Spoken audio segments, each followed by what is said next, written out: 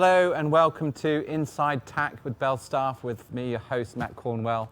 I'm the Racing Rules Advisor for INEOS Team UK, and this is where we bring you the live reaction from today's action out on the water and the Hauraki Gulf here in Auckland. Today I've got a couple of big hitters, a couple of rock stars with us. We've got Grant Zimmer, our CEO. Let's see, I've got it in my notes here. 11 times America's Cup, 4 wins with different teams. And we've also got Olympic gold medalist and now Tactician Giles Scott. Giles, another very light day on the water today, but slightly different than yesterday. Why don't you talk us through it? Yeah, really tricky day today. We got out there and it was kind of maybe gusts of 9 knots. We were up first against the Kiwis, and yeah, not really in our wheelhouse to say the least. Came off the foil pretty early in the race, and actually the Kiwis didn't manage to finish within the time limit either, so it was race abandoned. So yeah, a tough one all around really. That's right. So there's a wind limit, isn't there? But actually there was enough wind to start the race, but there's a time limit for the whole race. Yeah, that's right. The wind limit is 6.5 knots, and as long as it's above that for the start of the race officer will fire us off, and it doesn't really matter what happens to the wind after that. The only ruling is that the race has to be finished within 45 minutes, and the way it worked out, the Kiwis got probably within about 100 metres of the finish line, but outside that time limit. Yeah, okay, so actually the day's racing was sort of null after that, wasn't it? The wind didn't fill back in. I guess what happened is the race, there was a sort of lighter side that, it wasn't so bad for us in the end, but it did kind of hide some of the issues that we knew were going to be difficult going today, weren't they? And Grant, you've done 11 campaigns before, and you've also been on the right end of the biggest comeback in sporting history, certainly in sailing history. Coming from where we are with this light air performance problem that we're having, how do we bounce back from this? What's the route forward before we get to, where we need to be in a month's time for the Challenger Selection Series? Yeah, for several reasons. We knew we had an issue in the lighter air and takeoffs, and we are doing a couple of things to address that, and we're starting that work tonight really. We weren't in a position to make changes prior to this racing. Yeah. But you've got to remember that the Cup itself will be raced, in the PRADA Cup and the match will be raced in the afternoon in a more summer weather pattern where we're expecting a lot more wind. Okay. So, we need to address this weakness in the lighter winds, which we were really at the bottom end of today. But we've also got to be fast in over 12 knots, up to 20 knots, Through the ranges. That's probably the window we've really got to watch out for. Yeah. Racing them. Okay, we've got a couple of clips that we'll watch through. First of all, we've got the start, and we can see that sort of light airs and the boats dropping off the foils, which is the big one, isn't it? And we can see both boats struggling actually with these conditions. All fine in the start here, wasn't it, Giles? I mean, up and ripping, but the day softened from here. Yeah, is that right? I mean, unfortunately, it wasn't really that great for us because we had that problem with.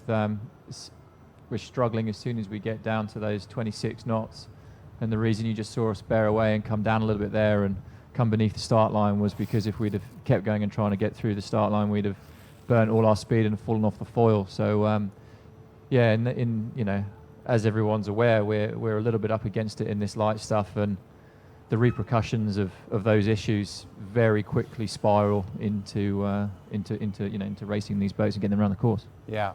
But then both boats parked up in the end, didn't they? And it was just too light. That's why the wind limit's there, I guess, is just to say, okay, it's too light. The boats can't even get around the course, so let's just leave it right there.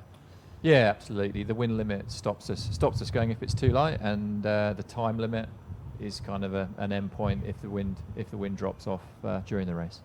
But just before it did all finish, there was actually, we were lapped at the time, we should probably point out, but there was a bit of boat-on-boat action right at the end, wasn't there? I'd like you to hear it. There's some quite good banter coming off the boats. Just have a listen to this, and we can talk about it afterwards. They've got to soak down the boundary there. Need the zone.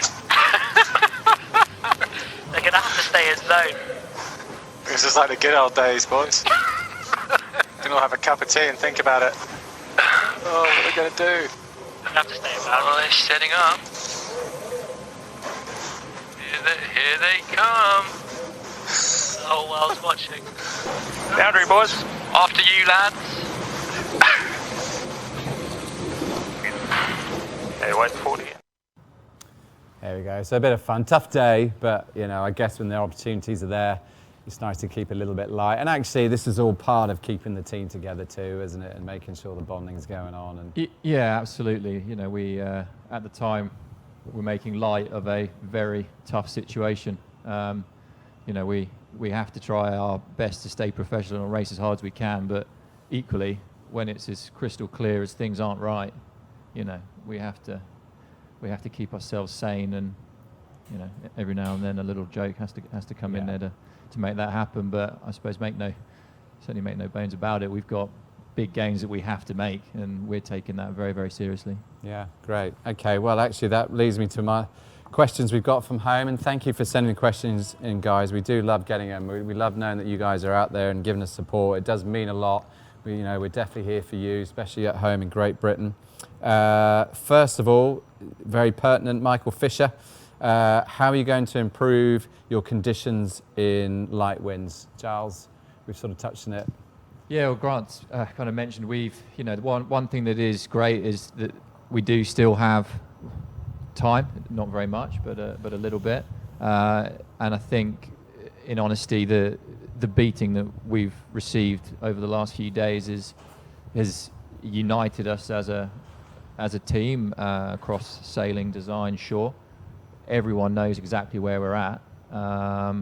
So, you know, into tonight, tomorrow, there's some big decisions that need to be made, and the changes that we can make on the boat to put us in a better spot in a few weeks' time. Yeah, that's good answers. And one more from Matt Lank. Are you allowed bespoke foils for different conditions? Grant, you know about the rules of these things. No. You have to declare your foils, or declare the configuration of the boat, which includes everything from the mast, the hull, the rudder, the foils, several days prior to the start of racing. So particularly in the PRADA Cup final, we will declare our foils about a week prior to the start of racing, and then we've actually got to go race over 2 weekends. So we have to have all-purpose. We have to have a configuration that'll take us through the wind range. Yeah.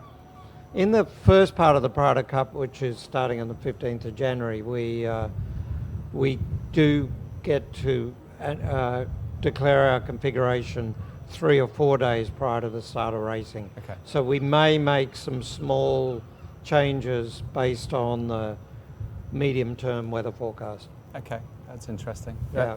Good question. Thank you, Matt.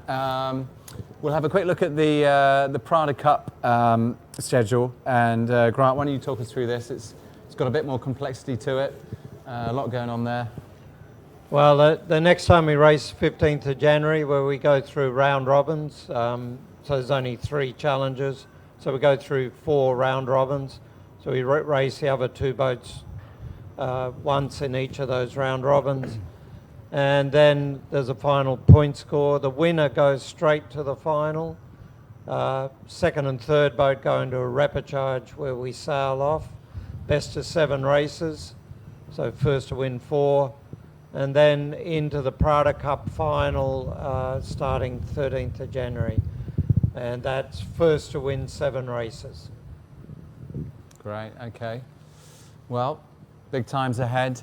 Thank you guys for joining me here. It's a pleasure to have you guys up here, and we'll see you again in in about a month's time when everything kicks off again. Thank you everyone at home. It's always a pleasure to talk to you guys.